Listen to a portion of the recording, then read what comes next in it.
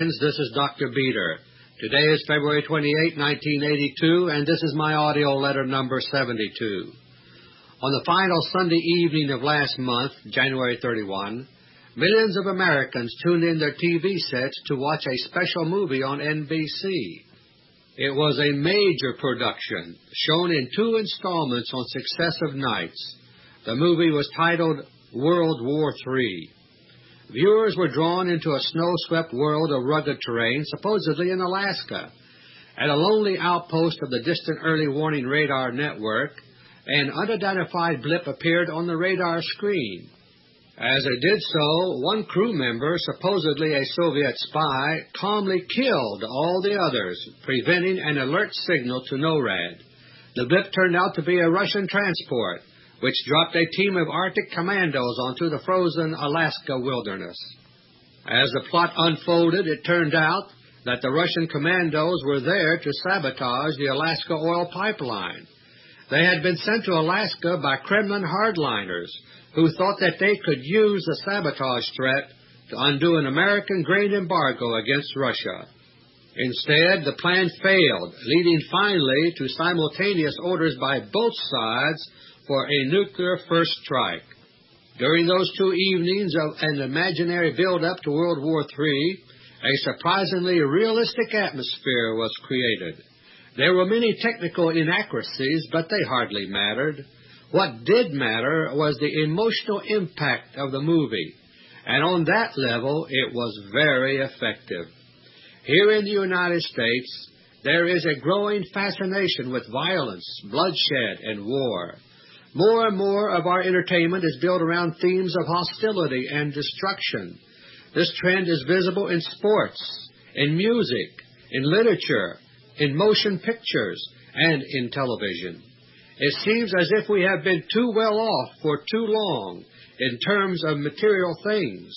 We have a restless craving for change. My friends, what seems to be happening now in America was expressed long ago by the Spanish writer and philosopher Don Miguel de Unamuno. During the latter part of the 19th century, Unamuno kept a secret and mostly spiritual diary at his workroom in Salamanca, Spain. His last full entry was made in January 1902. 70 years later, the diary was discovered and published, first in Spain and later in an English translation here in America by the Princeton University Press. The Unamuno diary, titled The Tragic Sense of Life in Men and Nations, seems as relevant today as if it were freshly written. Unamuno wrote, and I quote, "Men seek peace, they say, but do they really? They are also said to seek liberty. Not at all. They look for peace in time of war, and for war in time of peace. They seek liberty under tyranny, and tyranny when they are free." Unquote. My friends, these few words of the Spanish philosopher Unamuno seem to describe America today. There has not been a war on American soil except for Pearl Harbor in the memory of any living American. And we have possessed freedom for so long that we take it for granted. So now we are blindly following leaders who are betraying us into the ultimate in both war and tyranny. My 3 special topics for this audio letter are: Topic number 1, nuclear war fever and expanding secret warfare. Topic number 2, the 3rd space shuttle challenge to Russia. And topic number 3, the shortening timetable for Nuclear War 1. Topic number 1. Day by day, the pitch of war fever is rising steadily here in the United States. Every night on the television news, turmoil in Central America is a leading topic. In El Salvador, a government that continuously violates the human rights of its own people is being propped up by the so-called Reagan administration. The El Salvador situation contains the seeds of another Vietnam, in spite of White House lies to the contrary. Like the ill-fated South Vietnam, El Salvador is riddled with corruption throughout the government and military. In both cases, this situation resulted from CIA tampering with each country's power structure. 2 decades ago, America started wading into the Vietnam quagmire by way of secret groups of advisors, so-called, unknown to the American public. And today, the same thing is underway in El Salvador. We're told that there are only a handful of non-combatant advisors there. That, my friends, is a lie. As of now, there are already more than 300 Green Berets in El Salvador, with more on the way. We're also hearing sharp words from the White House directed at Nicaragua. Over 5 years ago, I gave a warning about Russia's rapid progress in gaining influence there. But at that time, America's rulers were trying to save their crumbling secret alliance with the Kremlin, so they said not a word to the public about Nicaragua. Today, the secret alliance is long gone, so today we are hearing years late about Nicaragua. Overseas, too, the clouds of approaching war are growing darker and darker. In the Middle East, Israel is threatening a major invasion of Lebanon, which could not fail to lead to war with Syria. The American Bolshevik Zionist war whirlpool is continuing to spread outward from its source, Israel. 2 months ago, in AUDIO LETTER 70, I gave an alert to watch for new turmoil in Iran to erupt shortly. Now, Iran is back in the news, right on schedule. There have been new bombings in Tehran, a reminder of the prospects for civil war there. At the same time, we're hearing reports that the alleged Ayatollah Khomeini is ill and may die soon. Once again, that is a lie, as part of the grand plan to manipulate us into war. The real Ayatollah Khomeini was killed and replaced with a double 2 years ago this month, as I reported in AUDIO LETTER 54. When the American Bolshevik war planners here in the United States are ready to play their Iran card in the war buildup, we'll be told that Khomeini has died. United States-connected Bolshevik agents in Iran are poised and ready to stir up civil war there. As the situation worsens, we'll be told that Russia is preparing to turn Iran into another Afghanistan. Already, Chief United States Arms Negotiator Eugene V. Rostow is making statements to help pave the way for all this. Lately, he has been quoted to the effect that Russia can be expected to test us, quote, unquote, over Iran. Once again, America's Bolshevik military planners are preparing to use Iran as one key to their elaborate nuclear first strike plan against Russia. Their military strategy is an updated version of the plan I detailed 3.5 years ago in AUDIO LETTER 37. The determination of the American Bolsheviks here to go to war against Russia is becoming evident in other ways, too. One arena is that of the supposed nuclear arms reduction talks in Geneva. As a grandstand play, the entity President Reagan has proposed the so-called zero option to eliminate all nuclear weapons in Europe. It sounds good, but it has no substance. In the actual negotiations to figure out how to carry out this plan, the United States has made no practical proposals at all. In response, the Russians have made 2 counter-proposals during recent weeks. One would begin by freezing nuclear weapons in Europe. That starting point may not be ideal, my friends, but at least it's clear-cut and possible to do. Washington's response was to ridicule the idea. The other Russian proposal was made just a few days ago. It's for both sides to completely halt all manufacture and testing of all nuclear weapons as a starting point for general disarmament. For the moment, the White House seems to have been taken off guard. Soon, though, you can count on the fact that this idea, too, will be rejected with some excuse by the United States. Because, my friends, nuclear disarmament is the last thing our American Bolshevik rulers here want. Instead, the government is now publicizing its intentions to prosecute youngsters who fail to register for the draft. The entity Reagan is talking out of both sides of his mouth about the draft. He keeps telling us that there is no intention to actually bring back the draft. But on the other hand, we're now told that anyone who fails to sign up for the draft may be bundled off to federal prison. At the same time, civil defense has become a hot new topic of promotion by the so-called Reagan administration. The agency which is spearheading this drive is relatively new, having been lifted straight from the pages of the secret new Constitution for America. It's called the Federal Emergency Management Agency, or FEMA. FEMA is doing its best to lull us to sleep about the dangers of nuclear war. The agency says, for example, that, quote, the United States could survive nuclear attack and go on to recovery within a relatively few years, unquote. FEMA is planting articles in newspapers nationwide to drive home this comforting lie. These planted articles try to tell us that all we would have to do is to evacuate our cities, learn a little survival training, and fix up some simple fallout shelters, and we'll all do just fine. My friends, these articles planted by an agency of the federal government are the worst kind of lies. Just one H-bomb exploding on one major city would overwhelm all the hospitals of America with grisly casualties.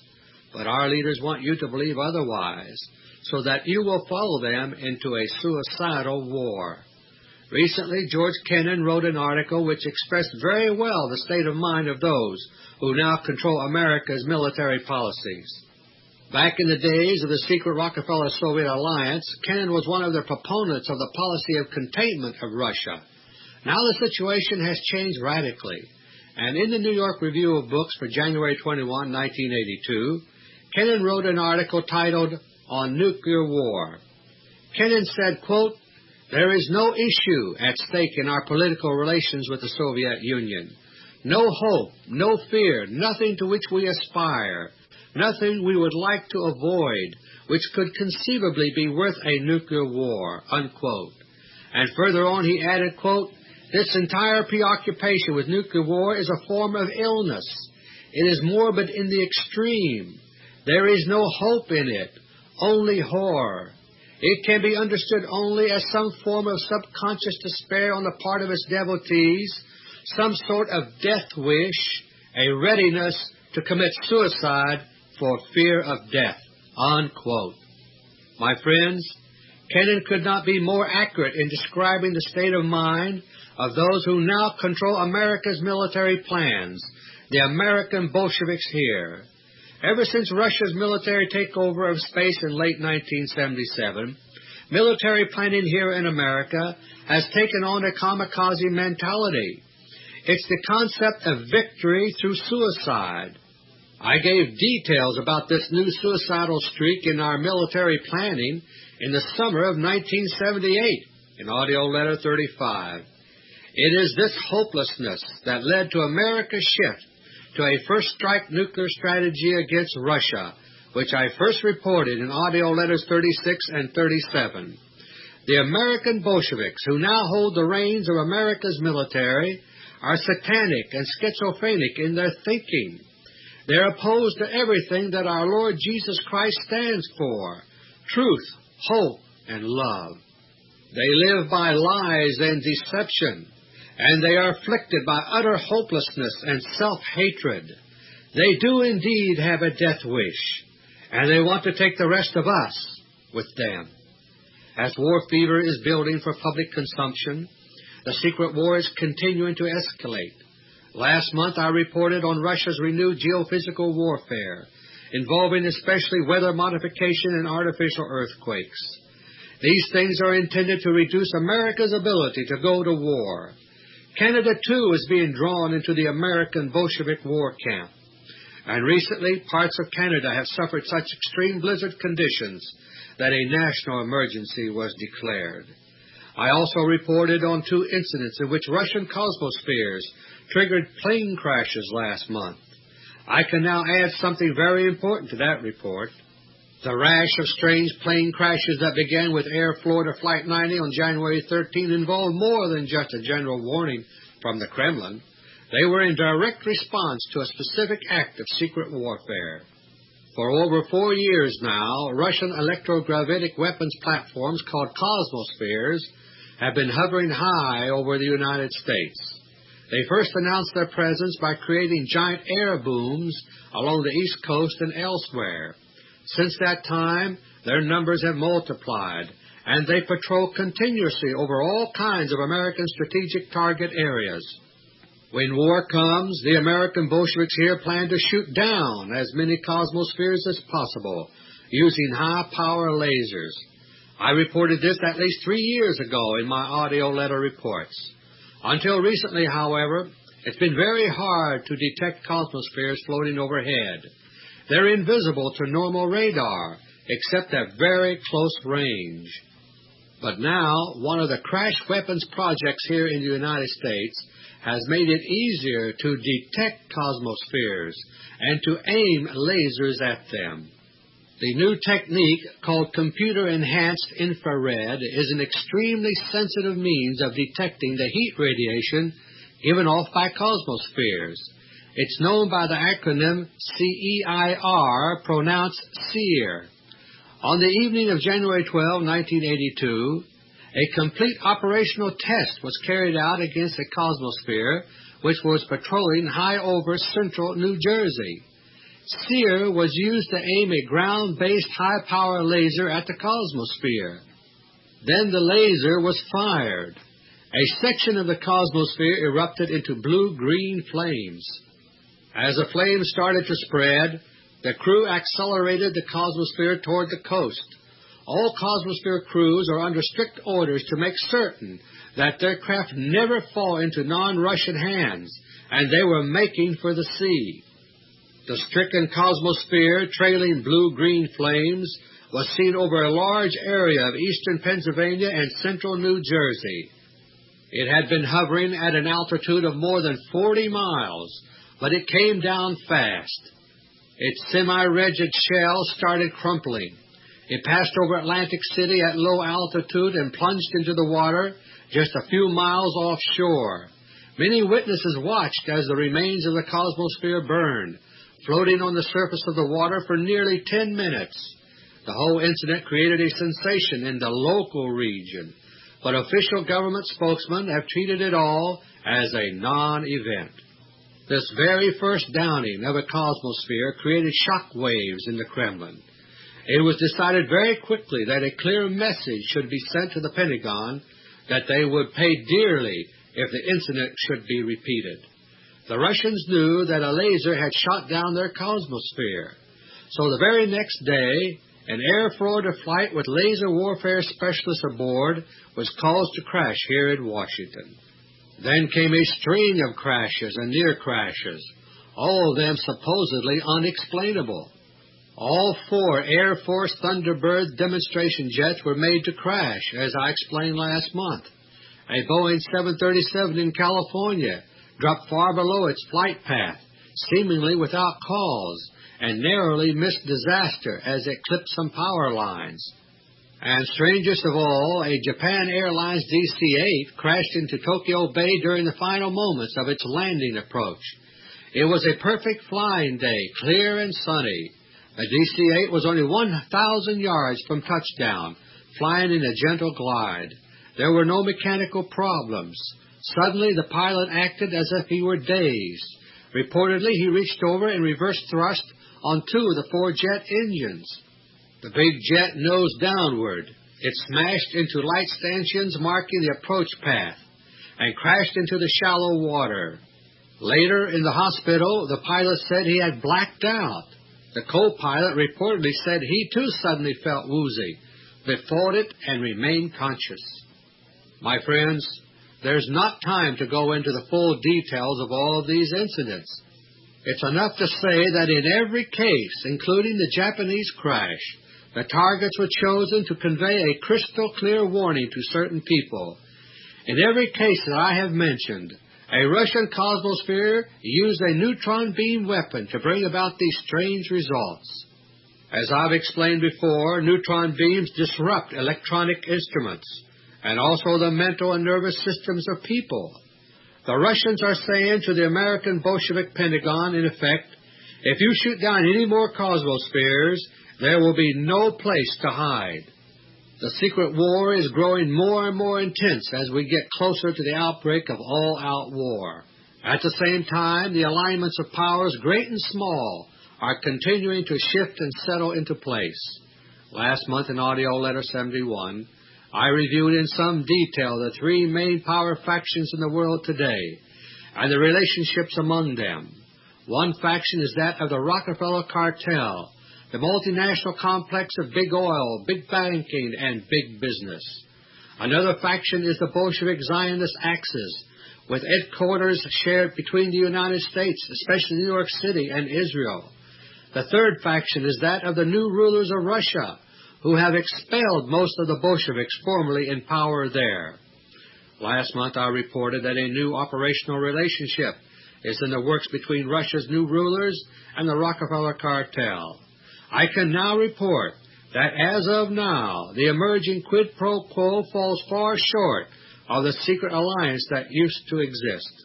Instead, it's basically an agreement not to damage one another as a matter of deliberate policy. The prime objective is to free both of them, the Russians and the Rockefeller cartel, to deal with their mutual enemy, the American Bolsheviks, who have infiltrated key policy-making government positions here in Washington. The main area in which the Rockefeller cartel can be helpful to the Russians is in the economic sphere.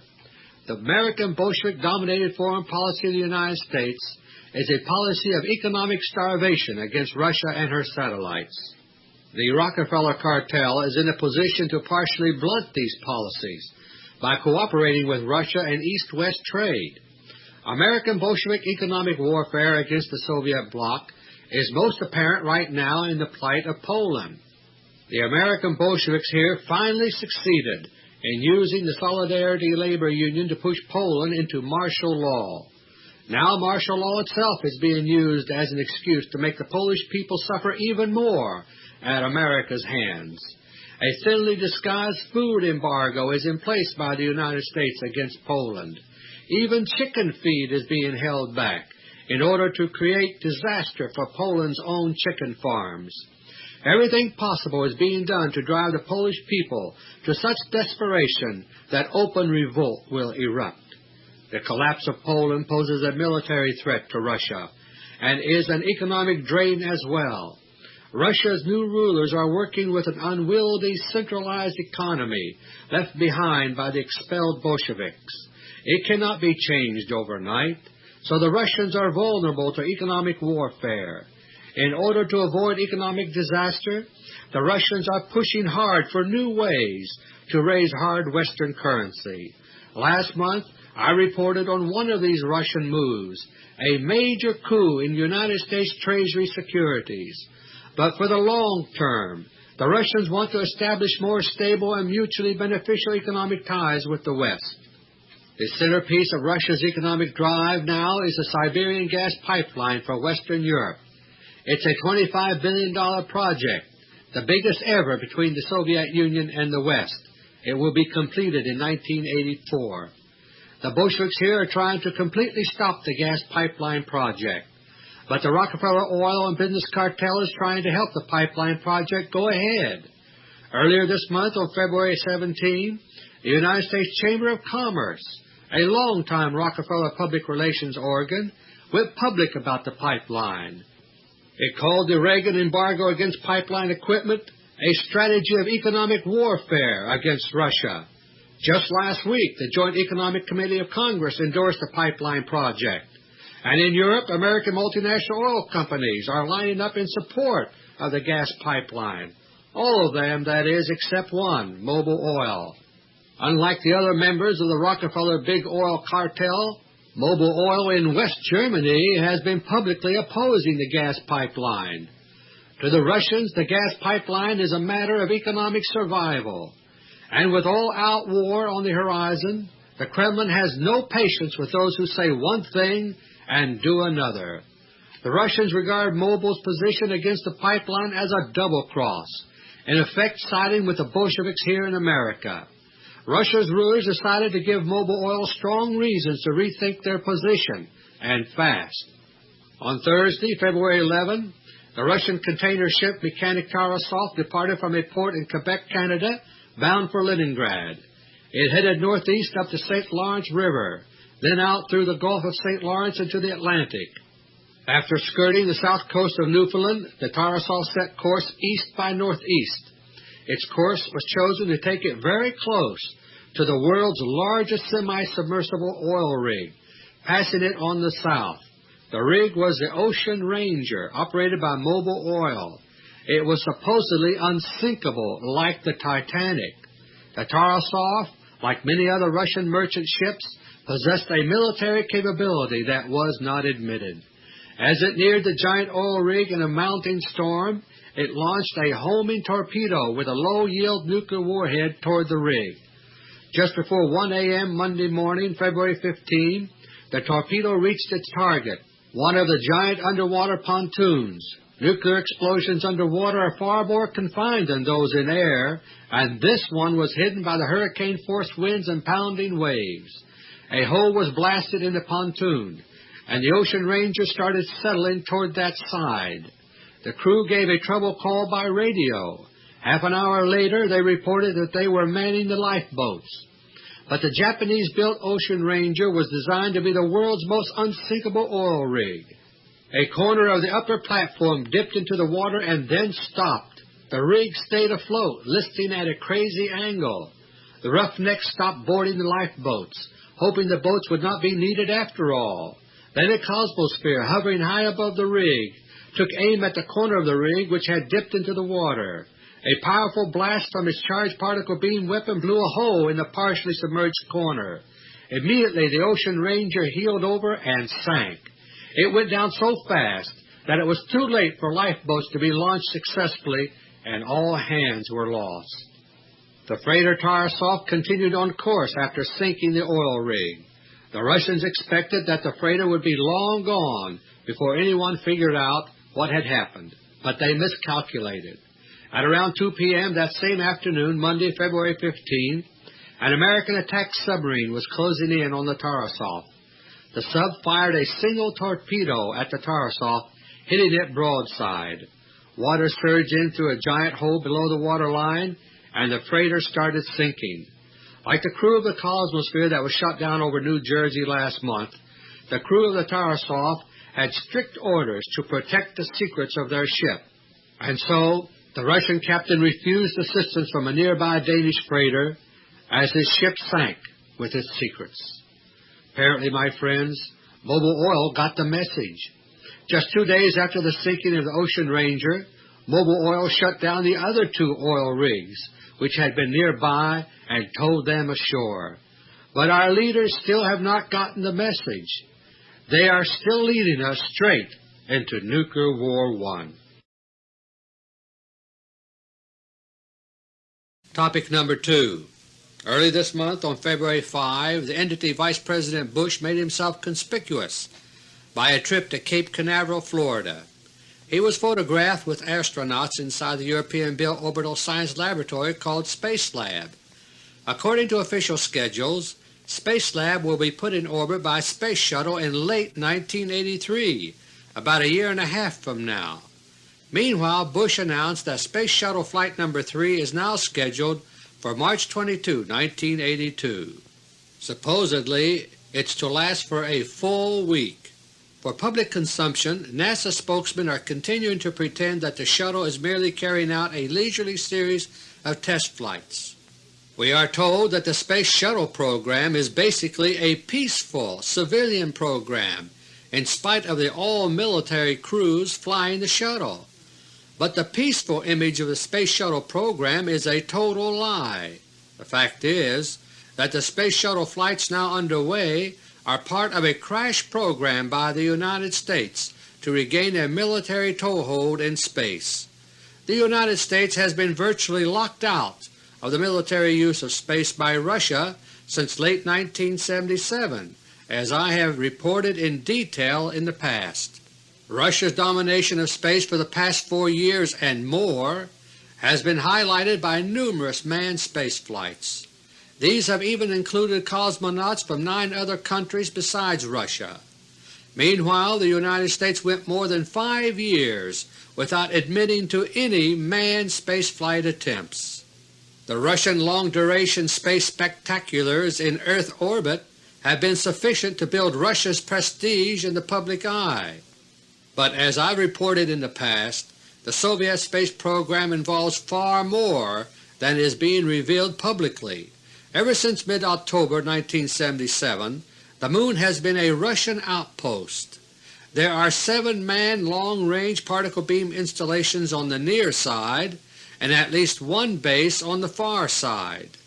In the past, I've reported that regular missions are flown to and from the Moon in order to resupply the bases and rotate crews. And slowly but surely the Kremlin is inching its way toward breaking the news about its control of the Moon. Don't expect them to tell you everything, but they are beginning to drop hints about it. An example appears in the Russian publication circulated in the United States called Soviet Life for this month, February 1982. On page 33 of the magazine there is a brief 1-page feature on space. Planted near the beginning of the article are the words, quote, "Today spaceships shuttle between the Earth and the Moon with greater frequency than did the first voyages to the New World." Unquote. At the top of the page there's a nighttime photo of a moon ship ready to blast off from a Russian cosmodrome. Below is a picture of the Earth as seen from space, and in between is a statement in bold type designed to give another hint about their moon flights. It says, quote, "From a distance of 70,000 kilometers above the Earth, the planet looks peaceful and even defenseless. The common goal is to protect our blue and green home." Unquote. My friends, satellites are not used at altitudes of 70,000 kilometers. The highest orbit that is generally useful for Earth satellites is the geosynchronous orbit for stationary satellites over the equator. 70,000 kilometers is almost twice that far from the Earth. The only time when a spacecraft reaches that far from the Earth is when it is on its way to or from the Moon or another planet. Russia's interest in space also extends far beyond military factors. In AUDIO LETTER 38 I describe the plans of Russia's new rulers for the colonization of our solar system. Those plans are moving ahead steadily. In fact, at this very moment not 1 but 2 Russian spacecraft are approaching the planet Venus. They are said to be unmanned, but my friends, they are manned spacecraft. In AUDIO LETTER 38 I reported that the Russians had settled on Venus, not Mars, as the first target beyond the Moon for experimental colonization. They first started landing unmanned craft on Venus some 7 years ago, and they've learned some key facts not yet known in the West. 4 years ago the Russians began a series of increasingly long-durationed manned orbital space flights which were widely publicized. These were gradually extended to 6 months and more to learn how well crews would stand up to interplanetary space travel. Early last fall these long-duration orbital flights were completed. The Russians had learned everything they needed to know. Last October 30 and November 4, 1981, 2 Russian spaceships blasted off for Venus. Both ships are manned by Russian cosmonauts, and both are preparing to land on Venus as I say these words. My friends, the comparison between the space programs of the United States and Russia today is a study in tragic ironies. We Americans are being told that the Space Shuttle is primarily a civilian-oriented project, but it is actually military. We're being told that it is the world's first reusable spacecraft, but a shuttle is actually being lost on every flight. We're being told that the Space Shuttle has put us years ahead of Russia, but we have actually slipped years behind. We're often told that our rulers want only peaceful activities in space, but they are shutting down almost the entire civilian scientific space program. Funding is continuing for 1 or 2 peaceful projects which are too visible to cancel without an uproar, such as the Space Telescope, but follow-on projects to explore our solar system are being lopped off and discarded because they contribute nothing to our leaders' plans for war. We're told constantly that the Russians have nothing but war and conquest on their minds, but it is the Russians, not we Americans, who at this moment have 2 teams of spacemen preparing to land on Venus. They're going there for reasons which have nothing to do with war. The Russians are exploring the solar system simply because it is there. Russia's new rulers believe that it is man's destiny to move into space. The urge to explore that motivated their Viking ancestors of old is alive and well today in the Russian space program. My friends, I believe that same spirit is still strong also among the American people today. Why else would our leaders have to keep selling the space program to us as a great adventure? But the Bolsheviks here who now control America's space program do not care about adventure or exploring the unknown or inspiring the human spirit. They care only about power, control, intrigue, revolution, and war. And their plans for war are shaping America's Space Shuttle program. 12 days ago, on February 16, the Space Shuttle was moved out to the launch pad at Cape Canaveral 5 days ahead of schedule. This will be America's third Space Shuttle launch, and it is also the third shuttle that is being used. The first shuttle, the real Columbia, was destroyed last April, as I detailed in AUDIO LETTER 64. It was replaced by the training shuttle Enterprise, which landed at Edwards Air Force Base and was taken to Florida. The Enterprise flight last November was a stopgap measure, while a third shuttle could be extensively modified. The new shuttle now at Cape Canaveral is one of the 3 secret shuttles from White Sands that I mentioned in AUDIO LETTER 63 last spring. It has undergone extensive modifications since the first Space Shuttle disaster 10 months ago in April 1981. It still looks the same as the original Columbia, at least from a distance, but this shuttle is actually far, far different. The shuttle now on the pad, my friends, is armed to the teeth.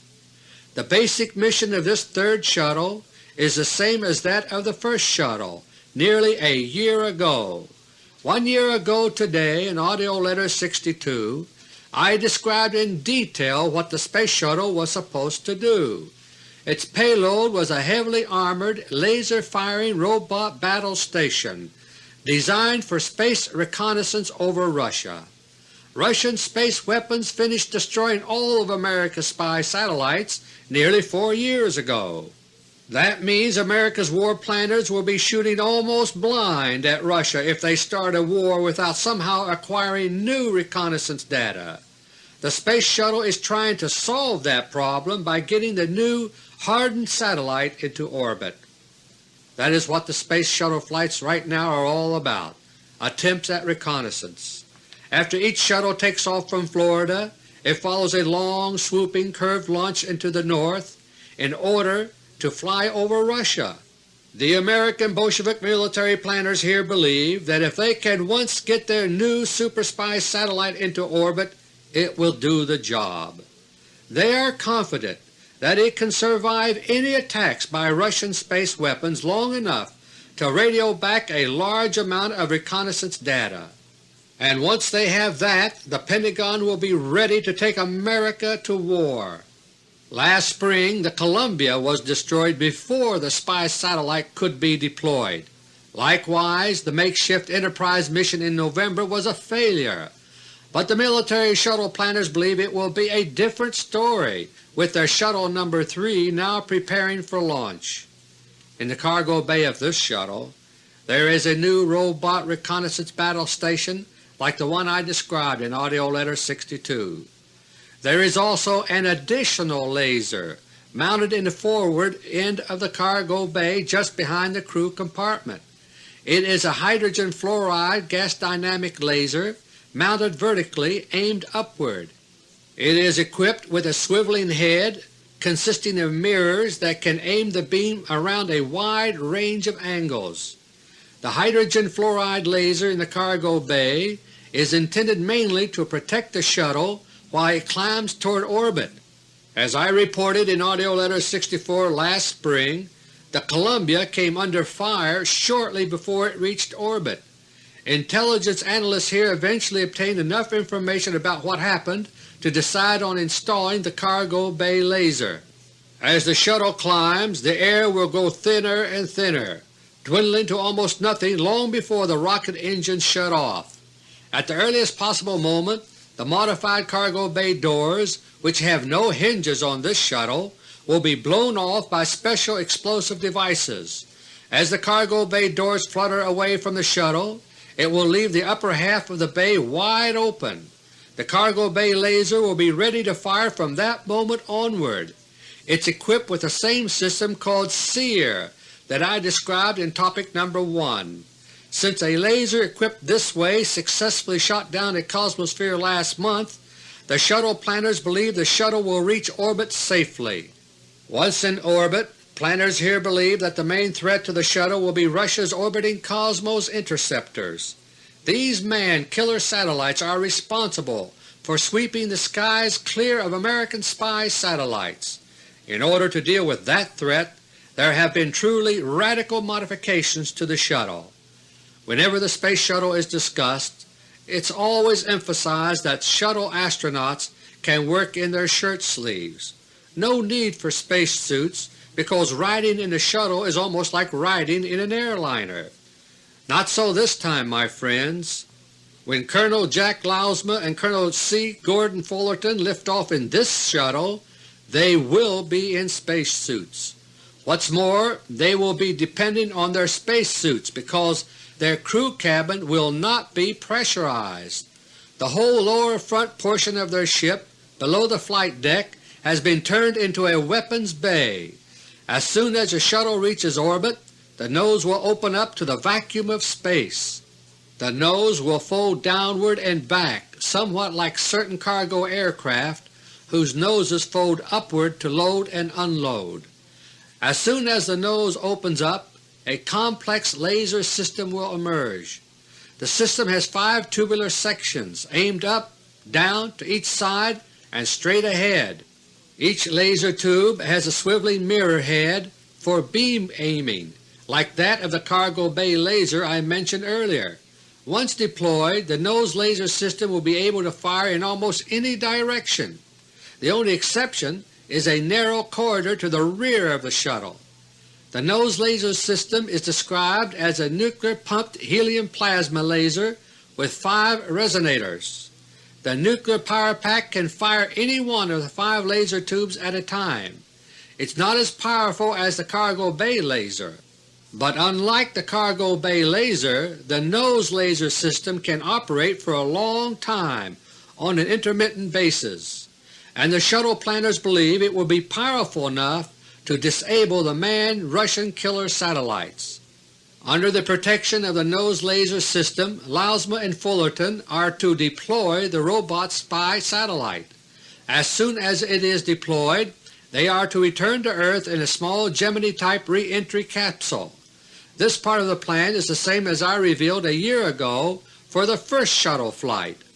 Meanwhile, the shuttle will remain in orbit. The nose laser system is programmed to keep right on zapping any Russian Cosmos interceptors that come within range. It will continue doing so until it is destroyed or the nuclear laser runs down, which could be a very long time. It will constitute a very dangerous nuisance in space, and the Russians will have little choice but to destroy it. The American Bolsheviks here hope the Russians will lose a lot of spaceships and men before they succeed in doing so. If the military shuttle planners are right in their calculations, the third Space Shuttle mission could turn into a battle royal in space. If they are wrong, they presently plan to try again one more time. As of now, the fourth Space Shuttle mission is scheduled for the 4th of July. After that, no matter what happens with the Space Shuttle, they are now planning to go ahead anyway in setting off Nuclear War I. Because, my friends, the American Bolsheviks here have scored an intelligence coup against Russia. Topic number 3. For nearly a year now, I've been reporting on the grand strategy of the American Bolsheviks and their Zionist partners to set off nuclear war. Their basic plan is an updated version of the one that was successful in setting off World War I. The prelude to that war involved ever-widening uncontrollable crises in the Balkans. Likewise today, the whole world is being balkanized by means of Bolshevik Zionist intrigues.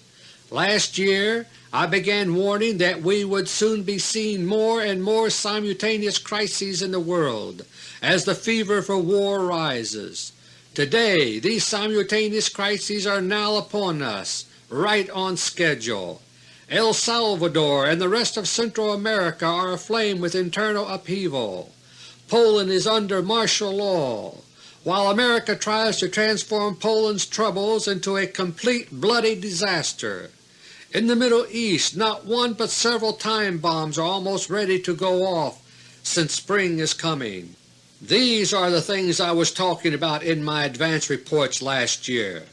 The Reagan-Begin axis of Bolsheviks and Zionists intend to manipulate these crises, and more to come to pave the way for war. Suddenly certain crises will combine to trigger a chain of events leading to Nuclear War I. The joint military junta of the United States Pentagon and Israel are working on a fast timetable for all of this. As I reported in past tapes, they are aiming for midsummer 1982, this year, for the final war sequence to begin. This will involve regional conflicts in the Middle East and elsewhere, which gradually escalate to engulf the superpowers. The whole thing is being set up to make nuclear war appear unavoidable. At last all-out nuclear war itself will break out between the United States and Russia. It will be made to appear accidental. But as I have detailed in the past, my friends, Nuclear War I will actually begin with an American nuclear first strike against Russia. Up to now, the secret war planners here have been expecting that it would take many months for the final war build-up to run its course. For example, a Mid-East war might be triggered this summer of 1982, but it could take until the spring of 1983 for the resulting nuclear war to erupt. That has been their thinking until very recently. But a drastic change is now taking place in the secret war planning underway here in America. The timetable for Nuclear War I has now been speeded up by many months. My friends, as of now, the new target date for an American nuclear surprise attack on Russia is mid-September 1982. That is little more than 6 months from now. The reason for this drastic shortening of the war timetable is a major intelligence coup which has been scored by the American Bolsheviks here. 2 high-ranking Soviet generals have recently been spirited out of Russia and brought here to Washington. These 2 men are Bolsheviks whom Russia's new non-Bolshevik rulers failed to detect and weed out. In intelligence parlance, they remained as moles in Russia's military apparatus. Now they have been brought to America, and they bring with them a wealth of data about Russia's current military posture. Thanks to these 2 former Bolshevik Soviet generals, the secret war planners here now have enough information to plan a nuclear strike against Russia. If they can refine that information from data from Space Shuttle flights numbers 3 and 4, so much the better. But if neither of the next 2 shuttle flights is successful, the war planners intend to wait no longer. They want to make use of the intelligence obtained from the 2 Soviet generals while it is still fresh, and so the secret war planners here have now set a deadline for themselves of mid-September 1982 to attack Russia. As it stands now, my friends, Nuclear War I could erupt at any time after Space Shuttle Flight No. 4 this summer and well before the end of September. My friends, I am telling you these things not to panic you, but for the opposite reason. I want you to be able to understand events for yourselves, so that you can take action to protect yourselves and your families. I cannot emphasize strongly enough that what I am reporting to you are the plans of men. If you see certain things happening, you will know that these war plans are succeeding and that war is imminent. If you do not see certain parts of the plan happening in the news, then you will know that the war plans may have hit a snag of some kind. In that regard, I also want to let you know about the biggest of all possible snags that may soon trip up the American Bolsheviks here. For some time now I've been reporting on the hidden struggle for power that is dividing the United States government. On one side are the American Bolsheviks, whose chief government operative today is Secretary of Defense Caspar Weinberger.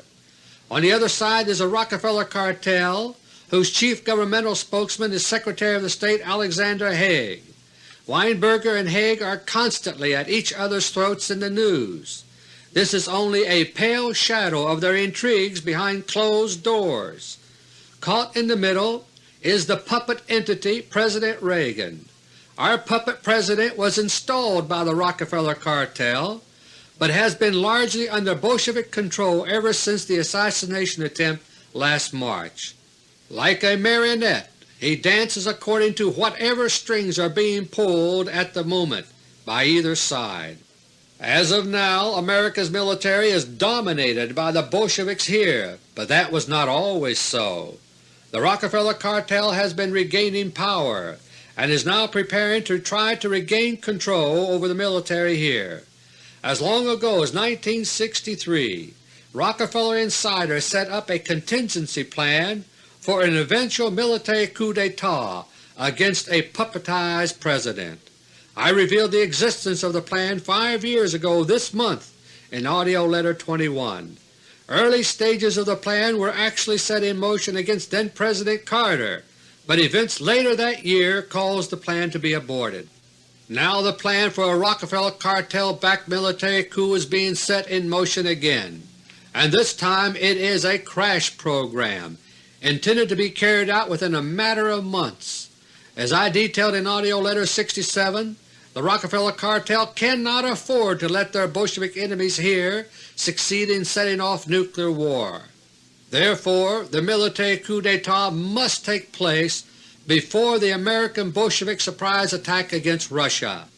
If possible, the coup will be carried out before the 4th Space Shuttle flight this summer, because war will be possible any time after that. The man who is in charge of the military coup preparations is a 4-star Army general. That is unusual because coups are usually carried out by lower-ranked officers. But this time the circumstances are very unusual too. The general in charge of the coup to come, my friends, is General Alexander Haig, presently Secretary of State. He is looking forward to the day when he can really say, quote, "I am in charge here," unquote. Lately, Haig has been on major TV programs almost daily.